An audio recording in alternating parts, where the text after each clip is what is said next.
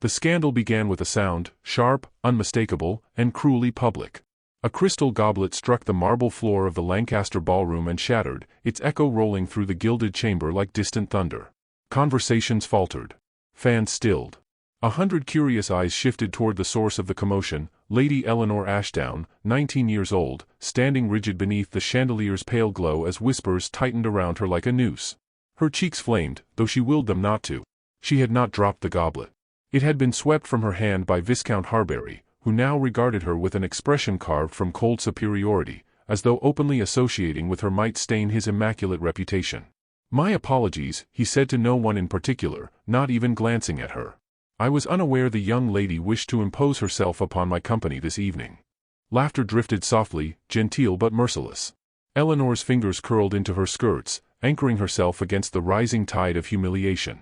She had asked only for a dance. She had rehearsed the request 100 times, knowing full well that her family's dwindling fortune had placed her at the frayed edges of society's respect. But the rejection, delivered so publicly, so pointedly, stripped the air from her lungs. Around her, murmurs bloomed like poisonous flowers. "Poor thing," someone breathed. "The Ashdowns are practically beggars now." "A burden," another voice tittered. "No wonder no suitor has looked at her twice." Eleanor lifted her chin, determined not to retreat, not to crumble in full view of those who savored the spectacle of her disgrace. She would stand her ground if it cost her every thread of dignity she possessed. Yet her heart hammered violently, each beat protesting the injustice of it all. Then the atmosphere shifted, not with sympathy, but with alert curiosity. A hush swept over the room as the double doors opened and the Duke of Wexford entered with the solemn gravity of a winter storm. Lord Aldrich Hawthorne, twice Eleanor's age and famed for a temperament as icy as the northern winds, carried an aura that parted crowds as effortlessly as a blade cut silk. Tall, impeccably dressed, and marked by a grief he never spoke of, he moved with the precision of a man who expected the world to arrange itself around him. Society bowed before him, some out of respect, others out of fear, and many out of morbid fascination. His presence had been rare in recent years. His return tonight, unanticipated, rippled through the chamber in waves of whispered speculation. Eleanor tried to steady her breath, hoping the Duke's entrance would redirect attention elsewhere. But fate showed her no such mercy. Harbury, sensing opportunity for further cruelty, leaned toward a cluster of matrons and murmured something that elicited stifled laughter. Their eyes flicked toward Eleanor, then toward the Duke, as if calculating the absurdity of any connection between a fallen young lady and England's most unapproachable nobleman. Eleanor's mortification deepened, but she refused to bow her head. She would not give Harbury the satisfaction. For a single heartbeat, she allowed herself to imagine slipping away, to the terrace, the carriage, anywhere but here. Yet escape would be its own admission of defeat, and she was not yet ready to surrender.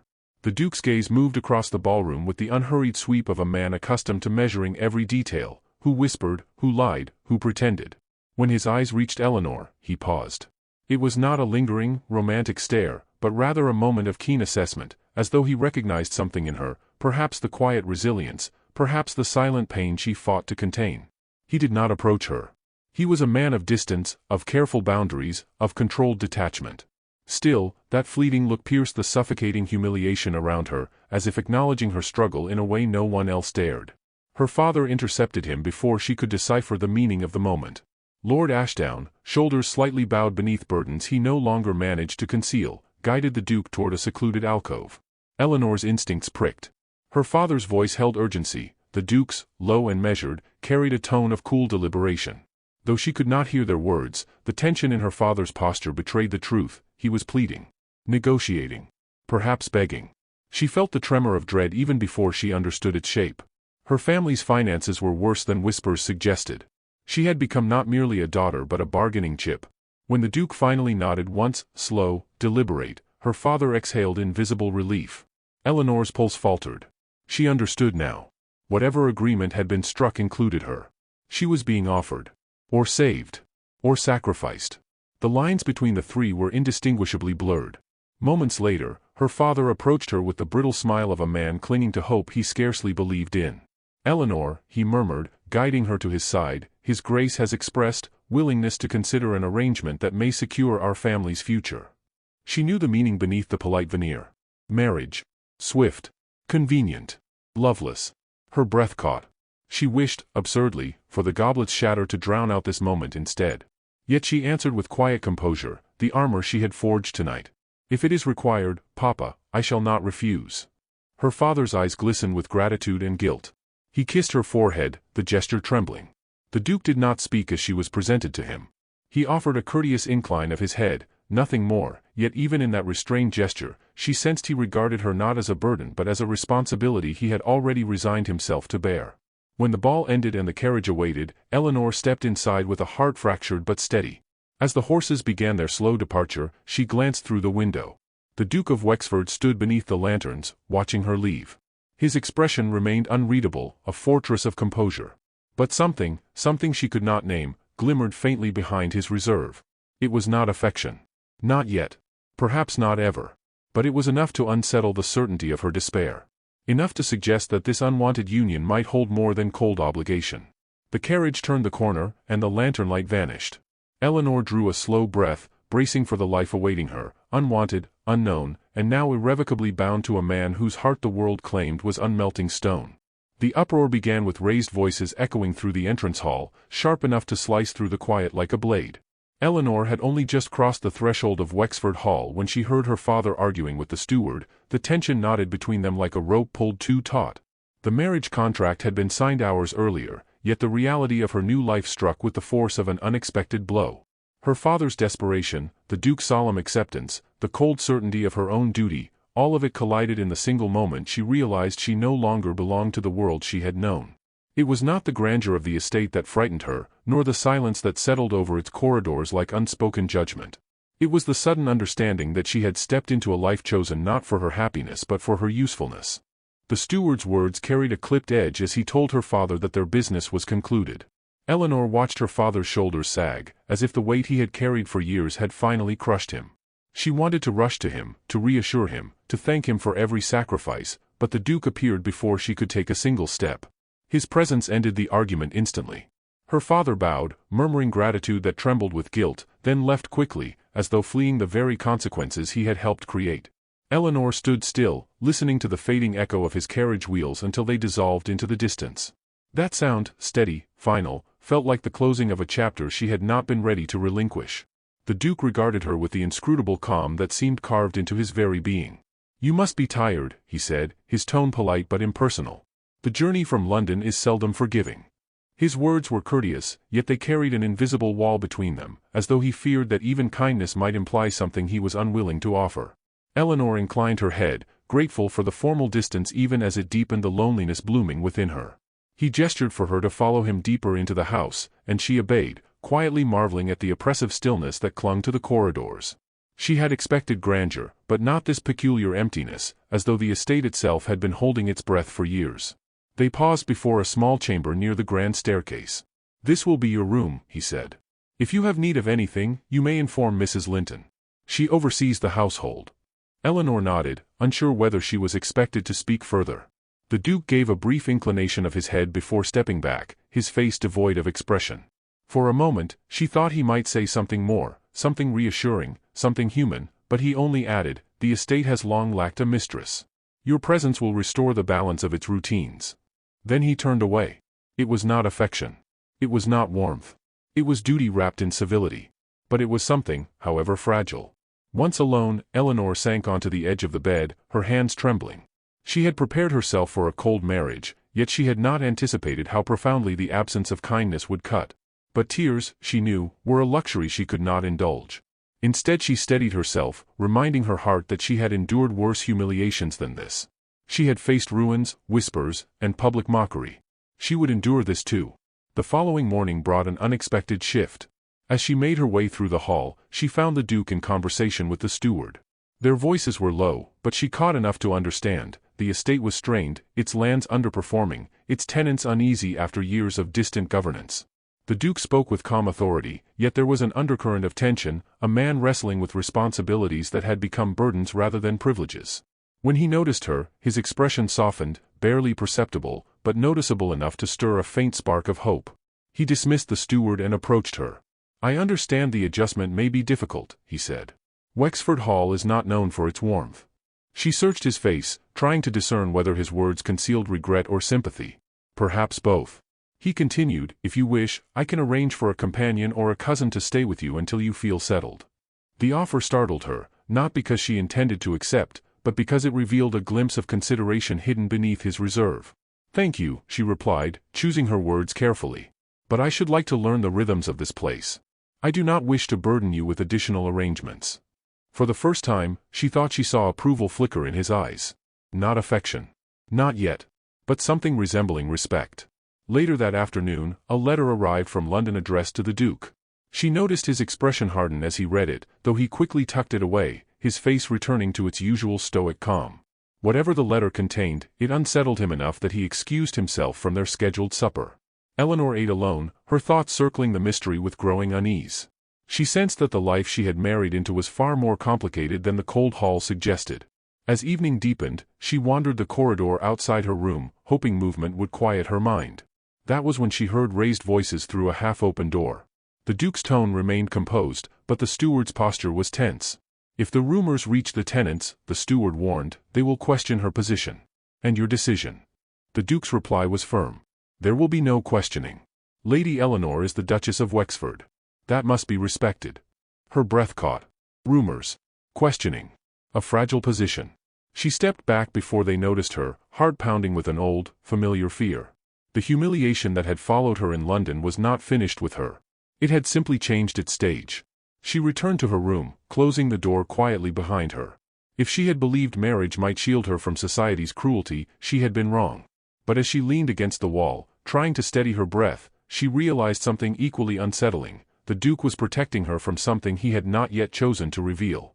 And whatever it was, it threatened the fragile alliance that bound them, an alliance she now sensed might be frailer than she had imagined. Boom.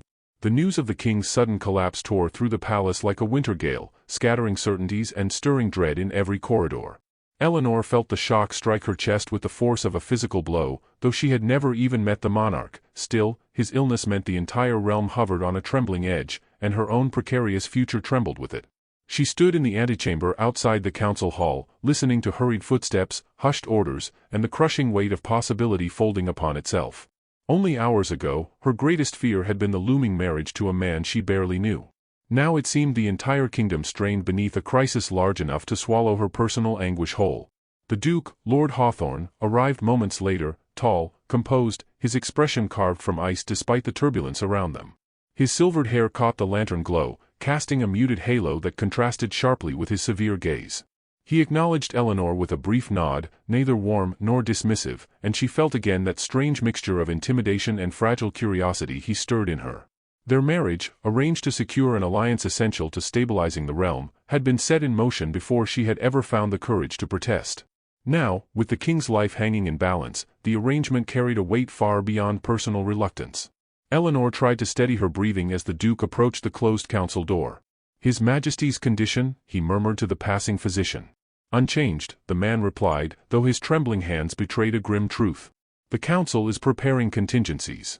The Duke's jaw tightened. "Unpreparedness will undo us faster than illness." He turned to Eleanor then, his gaze softening by a fraction. "You should not be here amidst this chaos." "I would rather be where truth moves," she said quietly, surprising herself. Not shut away with half-whispers. A ghost of approval flickered in his eyes, gone almost before she caught it. "Then remain close. But speak to no one." Minutes stretched into a taut silence as figures swept in and out of the chamber. Eleanor noticed how often the Duke was summoned, how each messenger approached him with reverence tinged with urgency. His influence was undeniable, yet he carried it not with arrogance but with the weary precision of a man accustomed to burdens too heavy for most shoulders. At last, he returned from the inner room, tension threading his stride. "The council is divided," he said, voice low. "There are factions already positioning themselves, fearing the worst. If the king dies, the regency will be contested." "And our marriage?" she whispered. "It becomes not only strategic but essential," he answered. "Your family's loyalty could quiet one of the louder threats." Her heart clenched, not in resentment, but in the heavy understanding that her fate had never belonged wholly to her. Still, there was strength in knowing the truth, and she found herself standing straighter, meeting his gaze with a steadiness she did not fully feel. A distant bell tolled, summoning the council once more. The Duke hesitated before turning away, and in that fraction of a pause Eleanor glimpsed something she had not expected: conflict. As though he wished to offer comfort but had long forgotten the language of gentle things. Hours later, when the palace had quieted to a tense lull, Eleanor retreated to the small chamber assigned to her for the night. The air smelled faintly of polished wood and lavender oil, meant to soothe but failing against the weight pressing on her chest. She sat by the window, watching frost creep slowly along the edges of the glass, mirroring the chill she could not quite shake. A soft knock startled her. When she opened the door, the Duke stood silently in the dim hall. His cloak was dusted with the cold of the late hour, his expression unreadable.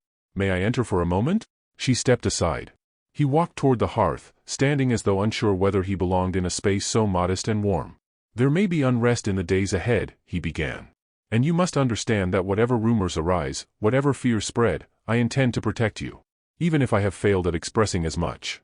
"You have not failed," Eleanor said, though the words surprised even her.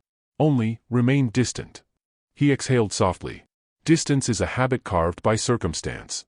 She approached him, careful yet unafraid. "Your duties demand much. But so does trust." The flickering firelight caught the subtle shift in his eyes, a thaw, faint but unmistakable. "You speak boldly for someone who claims little experience in the world." "Perhaps because I spent so long in silence," she replied. A quiet passed between them, heavy with unspoken fears and the first fragile threads of understanding. Then footsteps thundered down the corridor, shattering the fragile stillness. A guard appeared at the open door, breathless. "Your Grace, my lady, the council demands your presence immediately. There has been a development."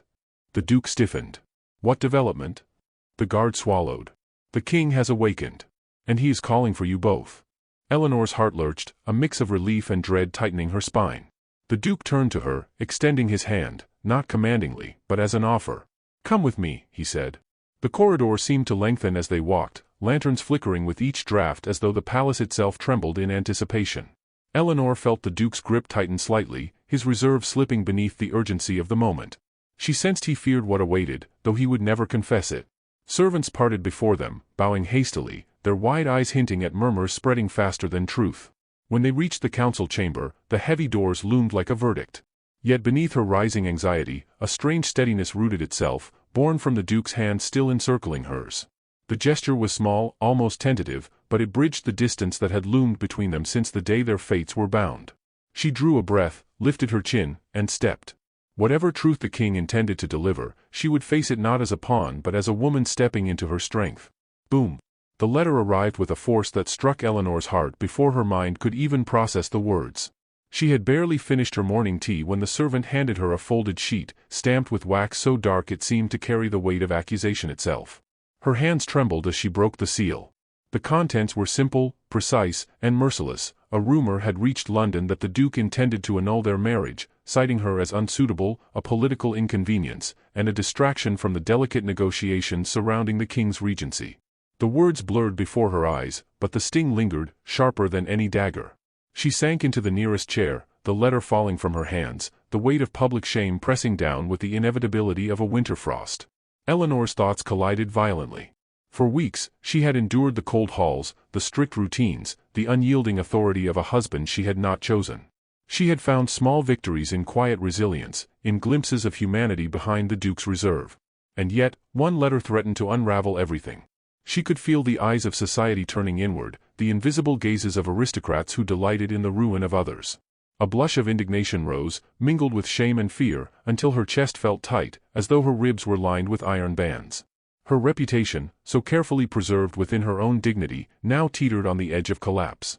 A cautious knock at the door startled her, and the Duke appeared, his posture rigid, expression unreadable.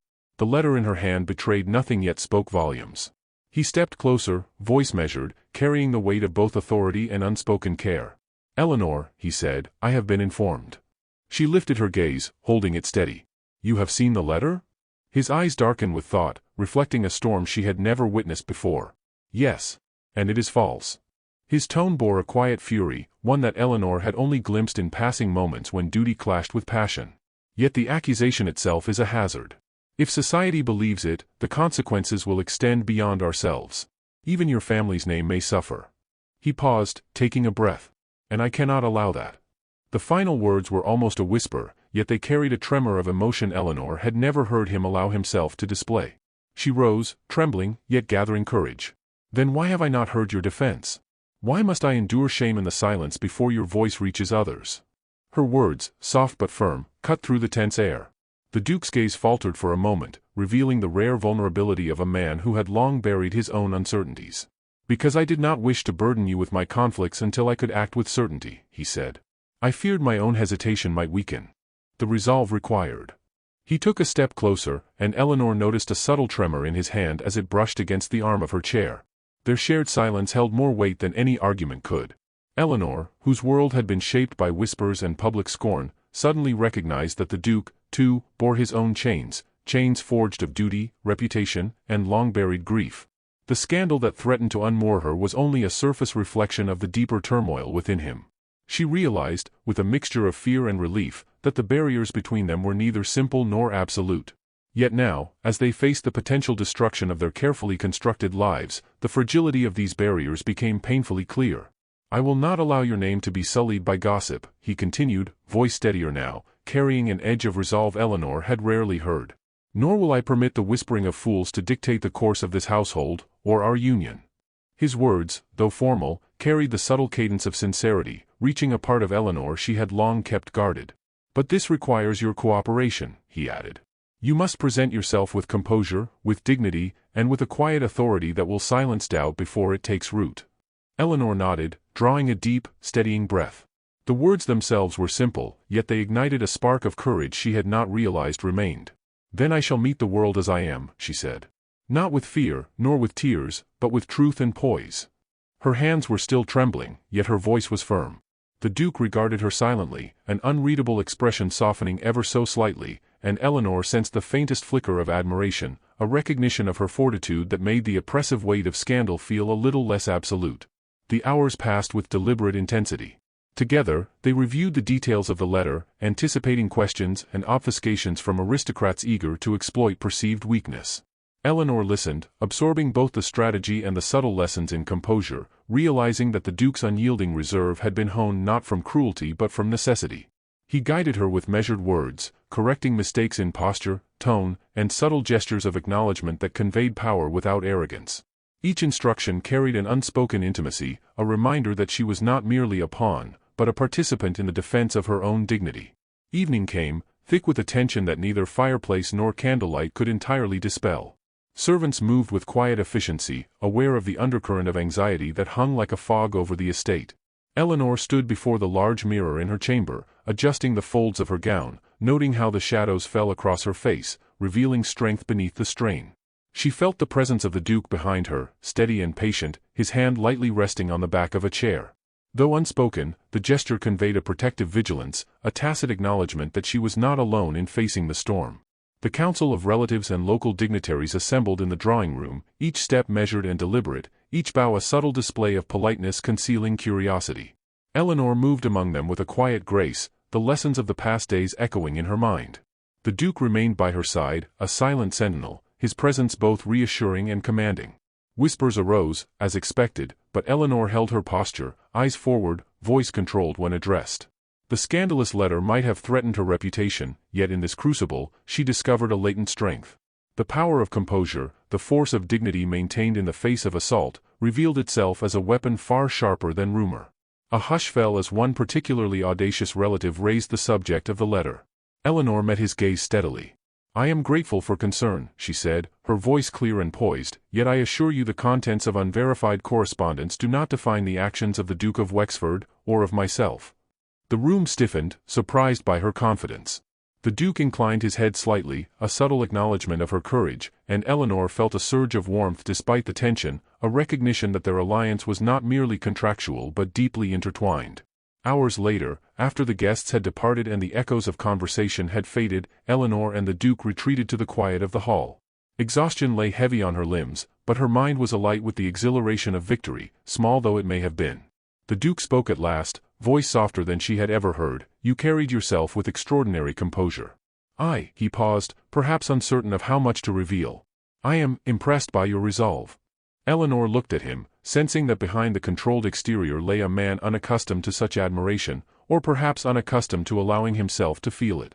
We endured it together, she said, careful not to imply more than the truth. Yet the words carried a subtle intimacy, the acknowledgement that in facing the world, they had become allies, partners not merely in obligation but in circumstance and courage. The Duke nodded, briefly, his eyes flickering toward hers. Indeed, he murmured. And I suspect there are battles yet to come, ones that will test both our patience and our hearts. Eleanor's pulse quickened. The future was uncertain, and yet, in this quiet interlude, she recognized that the scandal had, paradoxically, drawn them closer. She had seen a new side of him, a man who, beneath his icy veneer, was capable of loyalty, of protection, of restraint guided by care rather than indifference. And in turn, he had witnessed the depth of her resilience, her ability to meet adversity with strength and grace. They stood together in the muted glow of the hall, the storm of rumor outside still whispering, but diminished in significance. Eleanor allowed herself a breath, a small relief that surged like sunlight through clouds. The Duke, still standing near, did not reach for her hand, did not speak more than necessary, yet his presence conveyed what words could not, that the bonds forged in adversity were stronger than those imposed by obligation alone. The room held its quiet vigil around them, and Eleanor felt the faintest stirrings of hope that the distance between them, once so vast and forbidding, might, in time, be crossed. And then, as the candle flickered once more, the Duke's hand brushed against a folded note on the hall table. Eleanor noticed the tension in his shoulders as he lifted it, realizing the game of whispers and allegiances was far from over. The message's seal was unfamiliar, bearing a mark that promised new intrigue, new peril, and perhaps, the first hint of desire unspoken but waiting to be acknowledged. Eleanor's heart thudded with anticipation. Whatever this note contained, whatever challenge it heralded, she knew the coming hours would test the fragile alliance they had begun to form, and perhaps, in the shadows of fear and obligation, reveal the first glimmers of a bond neither could deny. Boom! The tempest struck Wexford Hall with the ferocity of a kingdom's unrest, rattling windows, tearing at shutters, and filling the corridors with a howl that seemed almost sentient. Eleanor shivered, not from cold alone, but from the tension it brought, a storm mirrored in the uncertainty between herself and the Duke. The winds had uprooted branches, sent letters flying, and rattled the very foundations of the estate. Yet beneath the chaos, an even fiercer storm raged, the unspoken truth that both she and the Duke had avoided for months. Duty had bound them, propriety constrained them, but desire, long buried under layers of restraint, stirred now with a force impossible to ignore. She paced the hall in her slippers, the echoes of her steps drowned by the roar outside. Every gust of wind seemed to carry a question she could not answer, every clap of thunder a reminder of the precariousness of their arrangement. The Duke's presence behind her, silent yet unwavering, was both a comfort and a challenge. He had avoided intimacy for months, his affection measured in gestures and subtlety, his attention a rarity she had learned to cherish. Now, with the storm outside mirroring the turmoil inside, she felt the full weight of what they had never spoken aloud pressing down on her chest. The Duke cleared his throat, the sound stark against the chaos. "Eleanor," he said, each syllable deliberate, carrying the gravity of a man who had rehearsed these words in silence for years. "The storm is but a mirror of the turmoil I have carried within me. And it is time I no longer hide the truth, from myself, from you, from the world." He stepped closer, the distance between them shrinking, yet still measured by the decorum neither could fully abandon. "I have maintained a cold exterior for so long that I have forgotten the warmth that accompanies honesty." His hands, roughened by years of responsibility and labor unseen, trembled faintly as they rested at his sides. Eleanor's pulse quickened, her chest tightening with anticipation. She had rehearsed courage for months, yet now found herself rendered vulnerable by the gravity in his voice. "And what truth is that, my lord?" she asked softly, her own restraint masking the tremor in her tone. "The truth," he replied, "is that I have feared the consequences of tenderness, the peril of admitting need, the vulnerability of allowing someone close. Until now, I have believed that distance and discipline could shield me from all emotional entanglement. Yet," he paused, swallowing against the swell of emotion he had long denied. "Your presence has shown me that a heart long frozen can yet thaw, if the right hand guides it." His eyes, dark and storm-tossed themselves, sought hers. "You, Eleanor, have become that hand." A tremor ran through Eleanor, a mixture of fear, disbelief, and hope. She had endured whispers, scorn, and the weight of society's judgment, but now she faced a declaration born not of obligation, but of recognition and desire. She stepped closer, mindful of propriety yet unable to resist the magnetic pull between them. "And you," she whispered. "Do you truly speak what you feel, or merely what duty permits?" Her question was both challenge and invitation, the edge of a vulnerability she dared not abandon. He inhaled sharply, as though the simple act of speaking the truth demanded effort beyond the ordinary. "I speak what has long been buried beneath duty, rumor, and fear," he said, voice breaking slightly, the restraint slipping as the storm's roar filled the hall. "I speak what has grown beyond caution, beyond control, beyond the cold fortress I erected around my heart.